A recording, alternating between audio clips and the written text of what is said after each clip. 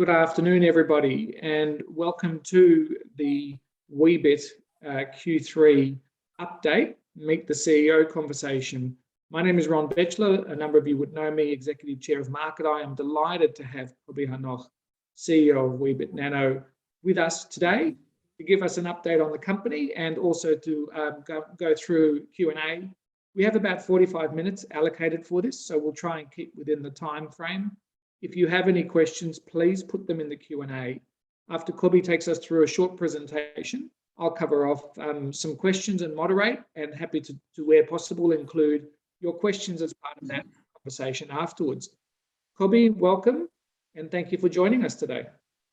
Oh, thanks, Ron. So let me share my screen, and there we go. So welcome, everyone. Good to talk to you again. We've had a very good Q3. I think continuing the progress. We announced that we have the demo chips successfully tested, and that's of course a very important milestone. We've initiated the scaling down to 22 nanometers, which is another very important thing. Of course, continuing to work with Skywater, and we're in parallel, as you know, we're constantly working also on the discrete, the standalone memory.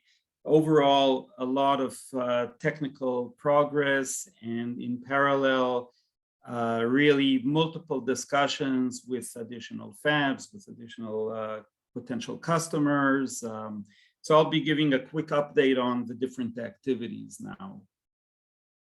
I think a key activity is these demo chips that we have. It's really, someone was asking me for an analogy. I think it's like, you're developing the memory. It's like developing an engine of a car, and you're doing it in the lab and you're testing it. But when you have the demo chip, it's like the first time that you put the engine in a real car, and you can actually hit the gas and actually see the car moving with the engine inside. So that's more or less what this means. It's really, our first opportunity to test these memory modules in a real life environment, which is very similar to what the customers do with, a real system on a chip. So we announced already that we had the wafers at the end of last year, and then we packaged them and organized them, and we finally could do the testing. The testing is moving along. There still is a lot of work in this testing, and we're going to be doing a very thorough testing. Actually, we're doing the whole process of qualification, even though these are wafers, or these are dies that were manufactured at Leti. So, obviously Leti is a research environment and not a mass production, but we are going through full qualification there. And we're going to be able to show the results of this full qualification to potential customers and fabs. And this is a very important data for them when they need to decide to work with us. We're continuing scaling down. We announced that we had the 28 nanometers. Now we're working on 22 nanometers. I think it's really important to understand 22 nanometers is already a very advanced technology. There aren't that many fabs in the world that can reach 22 nanometers. So it is important. This is where the big guys are playing. At 28 and below is where the more advanced products are. 28 is maybe the most popular node, but 22 is also very popular, used by the major players. So this is an important step. It's a lot of work. As you go down to the smaller geometries, everything becomes more challenging, but overall, we're really very excited about this. Skywater is clearly a big, important activity for us. We're continuing the transfer of the technology. We actually hope to have the technology transferred and in a good state so that we can do a first tape out by the middle of the year. The tape out will be of a similar demo chip to what we have at Leti, of course, with improvements and some changes, but overall it's based on the same demo chip. And once we get the silicon back, again, it takes a few months, several months to get the silicon back. Once we'll get that, we'll be able to go into the qualification process and move forward. So this is really an important activity. I think we have a very good cooperation with Skywater, and moving along with that, we're also talking already to customers of Skywater about manufacturing once this is qualified, manufacturing at Skywater. So it's again, very exciting activity that's going on. And there's really so much happening now in parallel. So we announced, of course, the crossbar array that we have. That was obviously another important step forward. The work on the standalone chips is progressing as well. And I mentioned, I know that I've received comments from shareholders asking me, well, what's happening? We're not seeing a lot of news. There's kind of this silence from Weebit. There are these periods where there's so much happening. There's just, nothing that you can say, okay, this is, we've closed something so we can announce it. So there's a lot of discussion going on with different fabs, with different potential customers, with partners. It's really a lot of stuff going on. It's, once something is concrete, I don't like to just announce things just for the sake of announcement. I want it to be something real, something concrete. And once we have those things, we will be announcing them, but there's really, significant activity going on. So really, if you look at what we've been doing, I think over the last 6 months, there's been really a lot of significant progress. We had the deal with Skywater announced, and we're working on that. We managed to get to 28 nanometers, which obviously that was a very big milestone for us, getting that working. The capital raise, of course, now we're well funded. You can see in the 4C that the company has the cash it needs for the next, the end of next year and beyond. We really are in a good position, so I can really focus on the work and not worry about fundraising at this point. And we received the wafers. We talked about that and the crossbar array, and starting to work on 22. So there's really a lot of stuff that's going on, and we hired a very strong team. So now we really have everyone working hard and moving forward. I thought I'd share with you also, just so you get a feel for what's happening in this semiconductor industry. I know that many of you are not really in the day-to-day of this industry, but obviously that there is a chip shortage, and the chip shortage is really significant. These are really exceptional times. The industry has always gone through these ups and downs, and we have over demand, and then people build more fabs, and then there's overcapacity, and it goes back and forth. But this time is much more extreme. The demand is really, I've never seen something so extreme. And you guys probably can feel it when you try to buy a new car or order a new refrigerator, and suddenly they tell you that the delivery will be, quite a few months out. there is a huge investment right now going on in semiconductors. The world is really becoming more and more digital. You can see countries investing a lot of money. If it's the US, with that 52 billion that they're pushing through Congress right now, the European Union with their CHIPS Act, and this big investment, Japan and other countries are making huge investments there, and also the big players. You look at TSMC with, I believe it's $44 billion that they're investing in fabs. Samsung announced a huge investment in their fabs, and many others. So it's really just unbelievable how much money is going into building new fabs now. The industry is looking to move forward and to move, as part of that, there's building demand for new technologies. And, in terms of the fab spending, about a third of it is on memory fabs. It's on facilities that build memories. I mentioned it, since the day I joined Weebit over 4 years ago. Memories are the key part in semiconductors. It's really hard to see chips that don't have memories in them. This is really a very exciting time for us.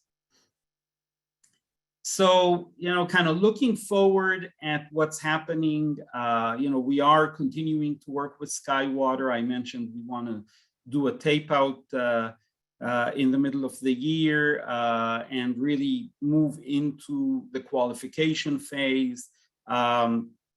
We want to continue to test and provide more results on the testing of the rear AM module. And as I said, we're actually going through a qualification procedure at Leti, even though it's not a production fab. So we'll be announcing more results as we get them. A major focus is obviously on additional license agreements with fabs, with customers, etc. The work on scaling down to 22 nanometers, that's already quite a challenge, and we're very focused on making that happen. So yeah, a lot of stuff happening, exciting times for us at Weebit. And just before I finish, I'll also let you know in the very near future, in the next few days or by the beginning of next week, I believe, we'll have a new website live. We put an emphasis to make this website really something that you, our shareholders, will be able to use and enjoy. It explains a lot of things. We put an emphasis on simplifying and clarifying things so that the average shareholder can really understand what we're doing. There's a nice glossary there and a lot of interesting things. So as soon as it's ready, and it'll to take a look at it. So that's really about it. I think you guys know we feel we have a very good memory solution for the market. The market is looking for it. We're hearing from more and more fabs that people are asking about rear AM. We're pushing forward on the commercial side, and obviously updating everyone as soon as we manage to close things. So I'm open to questions. Ron, I'll hand it over to you. Thanks, Kobi. I'm not sure if it's me or you, but it's breaking up. So if I break up, I'll have to come back on again. Apologies. We've had a bunch of questions that you kind of touched on it in the presentation, and maybe you can give us a bit more of a feel. Obviously, you can't talk about specific things that you're doing and conversations that you're having. But can you give us a sense of what's happening behind the scenes and how active you are? Because it's hard to get a sense of that from the announcements that get put to the market. And the second part of that question, which a few people have asked ahead of this session, is, can you tell us what's happening with the Chinese and South Koreans? Okay. So yeah, there's really a lot of work happening. We're working with additional fabs. You know, Skywater is the first fab that we engaged with. I said at the time, and I'll repeat it, it's not an exclusive agreement. We clearly want to work with additional fabs, and we're talking to additional fabs right now around the globe. You know, with we're actually in discussions with fabs in the US, in Europe, in China, in Korea, in other places. There's really a lot of activity going on. So fabs are interested in the technology, and we are looking at that in parallel, of course, also working with potential customers and connecting them to fabs that we want to work with. Some of these fabs have actually contacted us because they have customers asking about ReRAM and they want to see how they can provide a solution. So there's a lot of discussion. These things are just very complex. So, you know, these discussions, the fabs want to really get a feel for the technology. They want to understand what exactly it takes, what are the specific features, et cetera, et cetera. It's a long, you know, if you want to call it a due diligence or an evaluation process that they take us through, not a simple one. And so, and the customers as well. Obviously, everyone, you know, this is a risk for them. If they work with us, they consider it a risk to use a new technology and bet their new product on it. So they want to be sure that it's really doing what we say it does, and obviously they just want to test it, and etc. So we're continuing the discussions. You know, also, as I said, it's worldwide. It's with China and with other places. So it's really ongoing activity. What I can say is, you know, China and Korea, for example, are countries where the COVID hit very hard, and the COVID measures are also very extreme. I think you hear about it maybe in the news about what's going on.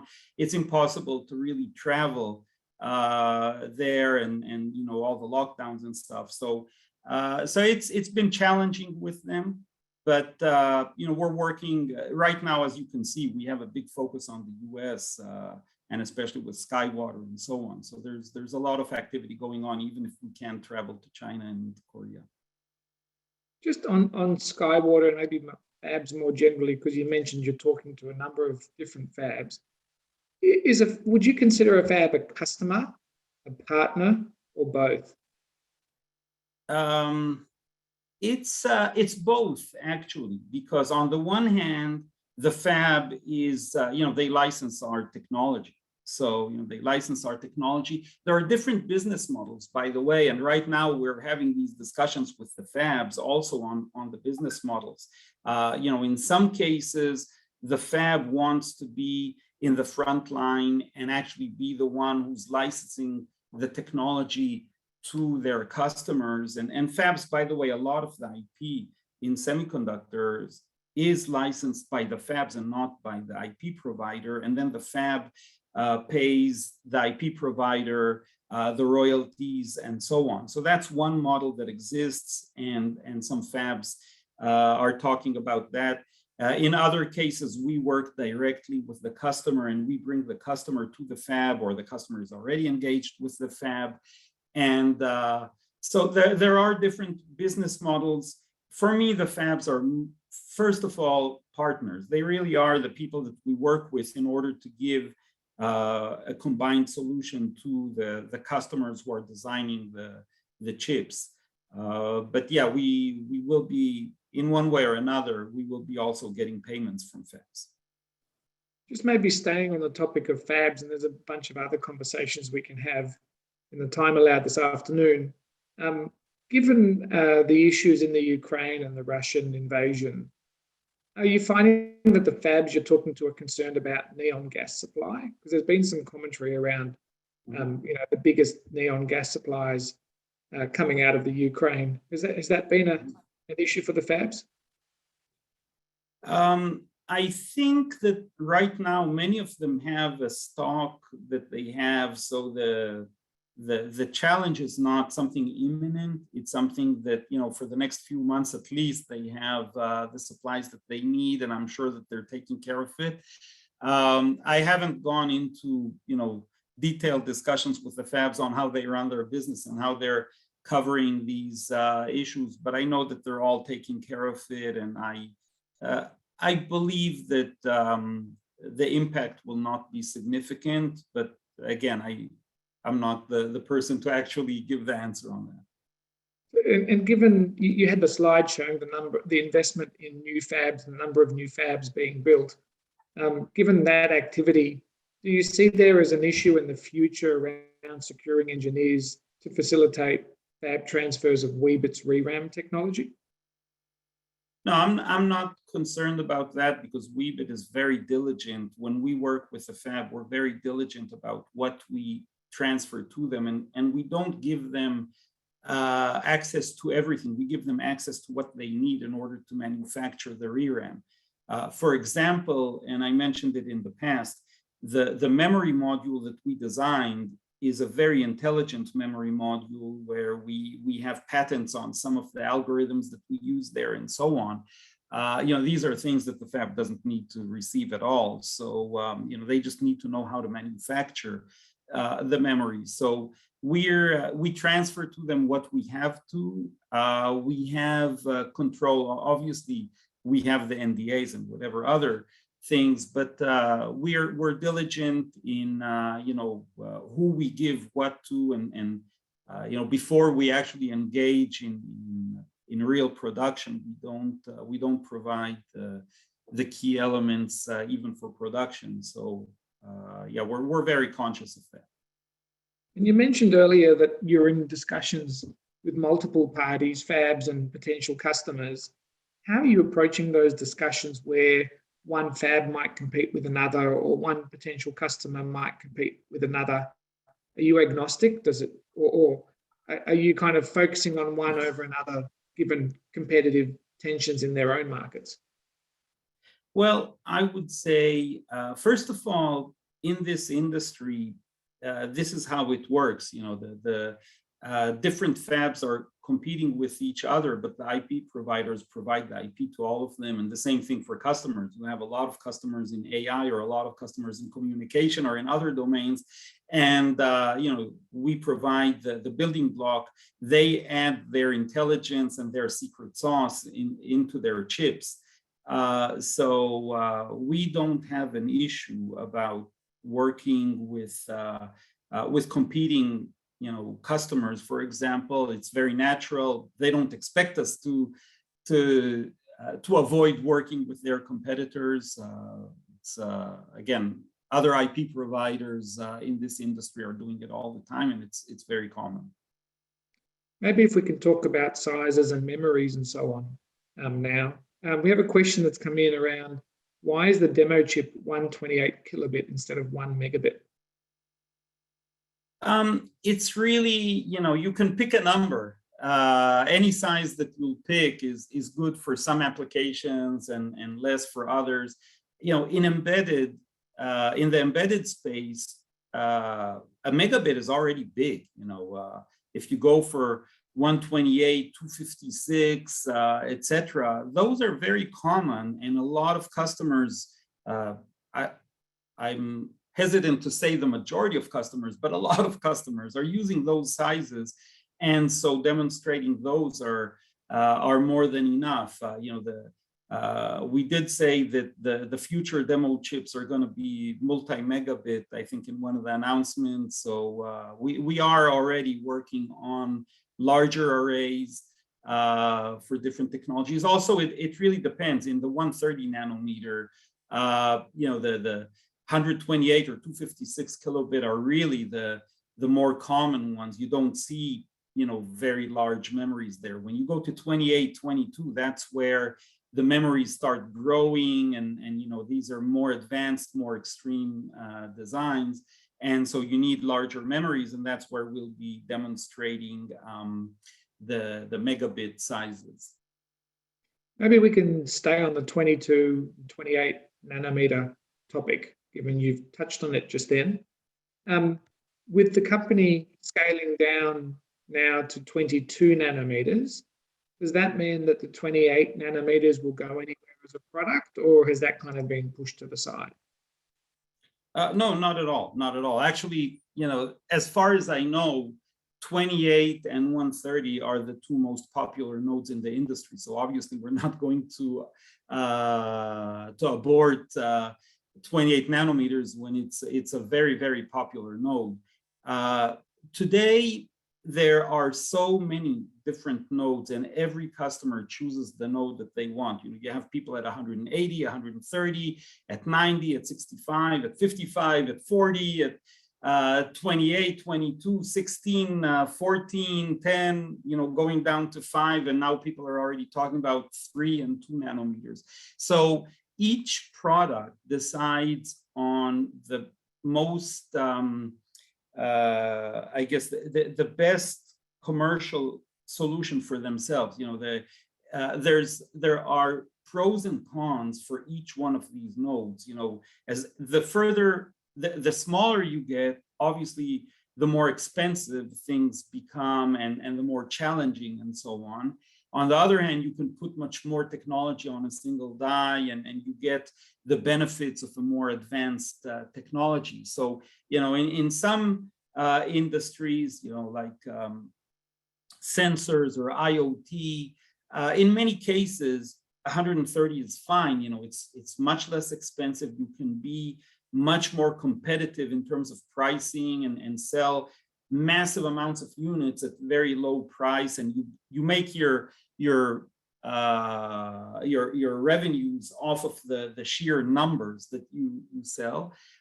In some cases, people want to go to the small geometries, and there they get the units are of course much more expensive. They might be selling less in many cases, but their margins are much higher, and so on. So every customer has their own considerations. 28 is very, very popular. 22 is also popular among the big companies. And by the way, the 16/14 nanometer domain is very popular, and 10 nanometers and 7 and 5 are also popular. So we'll be working on 22, and if there aren't any surprises, you'll be hearing about us continuing to go to smaller geometries. That's the plan right now. As we progress, we'll be going to smaller and smaller geometries, but clearly not avoiding even, we have customers today that are asking us about 40 or 65 or whatever, and we can address those obviously if needed. So each geometry you go down to, when you scale down the memory technology, opens up new markets and opportunities for Weebit. So at the 22 nanometer, what sort of uses of markets does that open up? So 22 is already a very advanced node. As I mentioned, the number of fabs that can manufacture 22 nanometers in the world is, I dare say, maybe a dozen or so, or even less. There aren't many fabs, many companies, let's say it that way. There aren't many companies that can manufacture at that level. It's a relatively small number. And it's really used for the more advanced technologies. So AI is a clear example where they need larger memories, and they go down to that level. Some of the automotive, some of the micro processors and microcontrollers go to that level. So it's the more advanced designs, the larger designs. These are already designs that have many more transistors in them and are much more challenging. If they go down to those nodes, which are way more expensive already, it needs to be really justified. And then just touching on the work that you're doing at Skywater, what level of confidence do you have in the success of the qualification process that you're currently running? Well, I mentioned we have a very good partnership with them. Now, obviously, we've had our ups and downs in the transfer process and in getting the technology running, which is very expected. I mean, I would be extremely surprised if everything would just go smooth. In this industry, I've never seen anything go smooth. You always have, issues come up. You have some surprises, and the teams work together and they find a way to overcome it, and they move on. So. I think the key element here is the very good relationship that we have with Skywater. The teams are working really well together. So I'm sure, I can say practically almost 100% confident that we will have more surprises, because that's just the nature of the beast. That's how it works.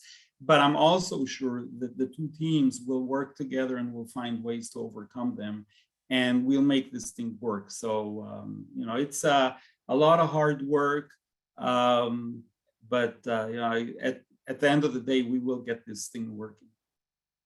You mentioned previously that the first customer or partner is often the most difficult to sign up, the most difficult to get across the line.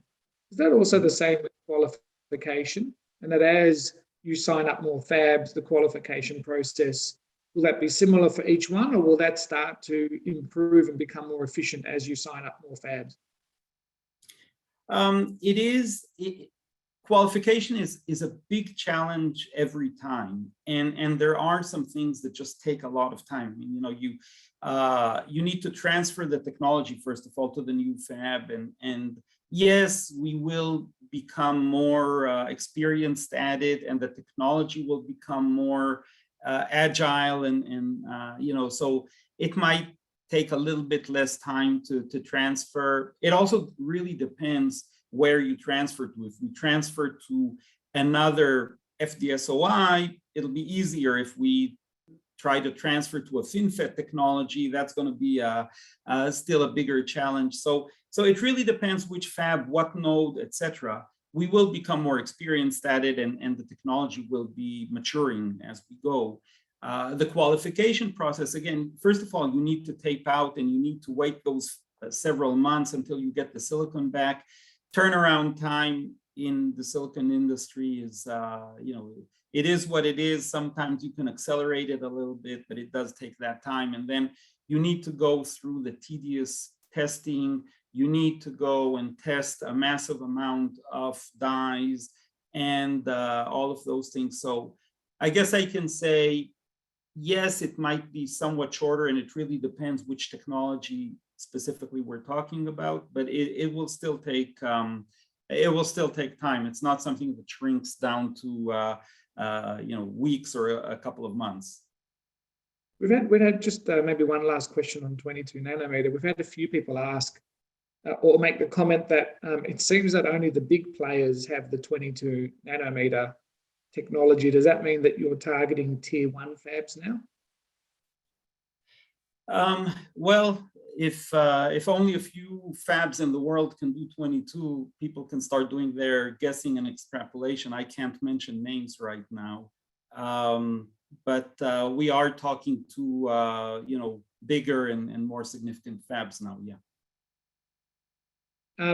Maybe we can just move to the demo chips, if we could. Can you talk through the significance of the successful testing of the demo chips and what that actually means to Weebit?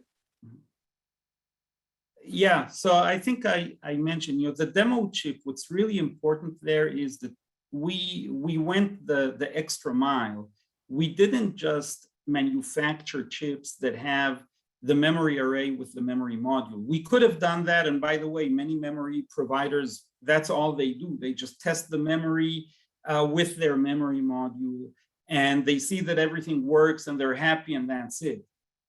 We just, we're constantly trying to think like our customers, and we're trying to think what would really make it easier for a customer to decide to work with us. What would make it, give them the added confidence in our technology. And one thing that is obvious is our technology, our customers, potential customers, I always have to say, but I hope everyone understands that. So these potential customers are manufacturing systems on a chip, SoCs. And they have processors and they have all kinds of other, be it sensors, communication, and other elements in that SoC. And so what's really important for them is to see not just our memory working, but really to see it in a real live environment, in a real SoC. And that's what we actually designed a real SoC with a RISC-V processor and all to demonstrate it. I gave the analogy earlier that, testing the module on its own, the module in the array, is like taking the engine of a car and connecting it to all of these test environments and, kind of having it work in a lab. But when you put it in a real SoC and you start running it, you have the processor activating the memory, not you from these probes activating the memory, but the processor has a real program running on it. We have an SRAM in the chip where, we have the executable of a real program, and the processor runs it and reads and writes from the memory like you do in real life and everything. It helps the customers or these potential customers see the real environment working. And not only that, we can actually give them these demo chips so that they can load their own program if they want to do some testing of their own and try to do things and see that it's actually working. So it's really like putting that engine inside a real car that has the steering wheel and the wheels and everything, and you can actually hit the gas pedal and see it moving and driving on the road, which we believe enables our potential customers to have a lot more confidence in the technology. Are you getting much interest from potential customers requesting the demo chips? And how do you get the message out to the industry that the chips are available? So, we did the announcements that the chip is available. And we're also, when we talk to the potential customers, when we talk to the fabs, we obviously talk about these demo chips. We show the results that we have measured. And we are talking already to people who are asking about these demo chips and wanting to have access to them. So, this is really something that's now getting more and more traction. And I think as we move forward, as we, especially, once we finish the full testing of these chips, I mentioned we're doing a real qualification process at Leti. So once we have those results, the more progress we make there, the more confidence the potential customers will have in the technology. Can you give us an update on where things are at on the discrete memory technology? So we're working on it. I think, we always mentioned the big focus right now is on the embedded in order to really get to revenues. Everyone here is waiting to see dollars and so on. So that's always the big focus. But we are continuing the work on the discrete. We have all kinds of ideas about how to improve the selector technology that we have. We got results now that we have the memory array or the array with the selector in it. We've done measurements. We've seen what it does. The team is working on ideas of how to improve things and make it work better.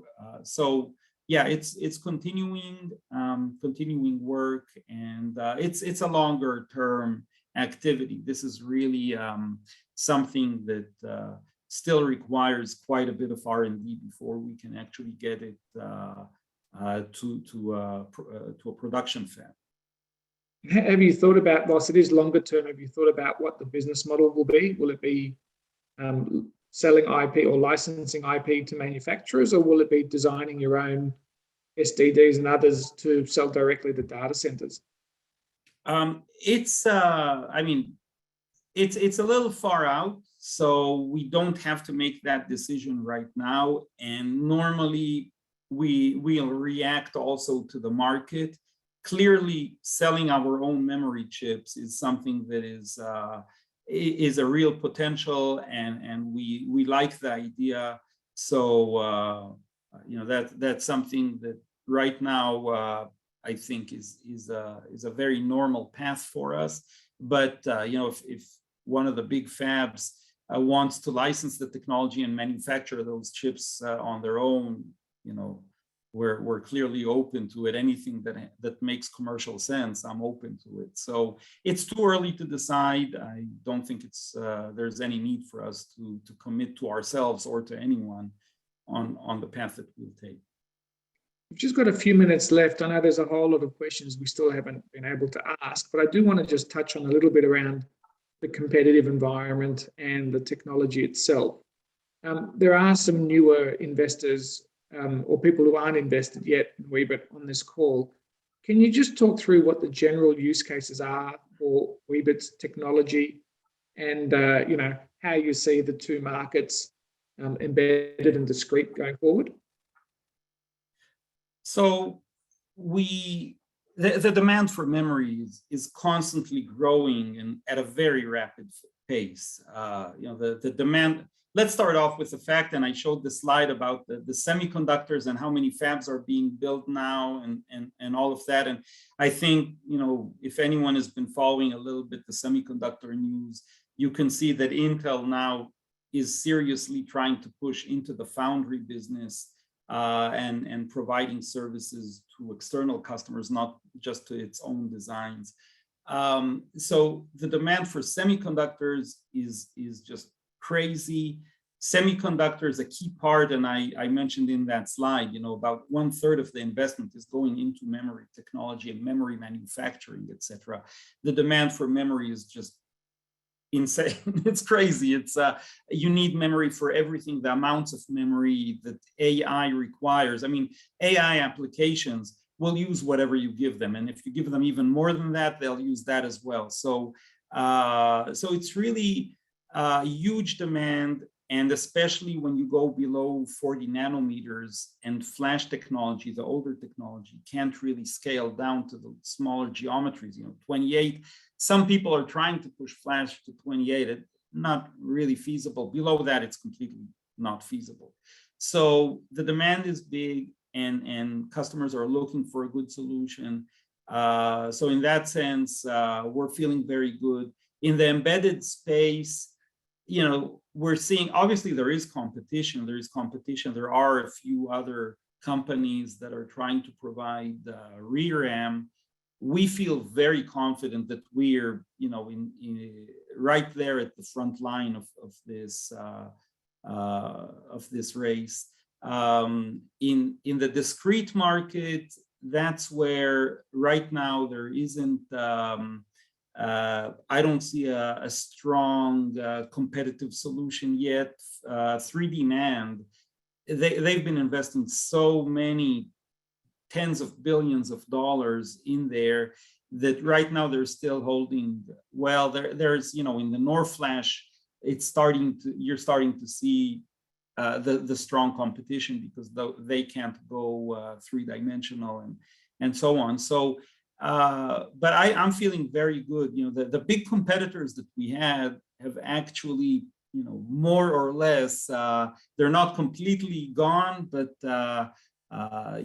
they really are pretty much dealing with niche things or with very point things, and so we're feeling very, very bullish about where we are right now with our technology.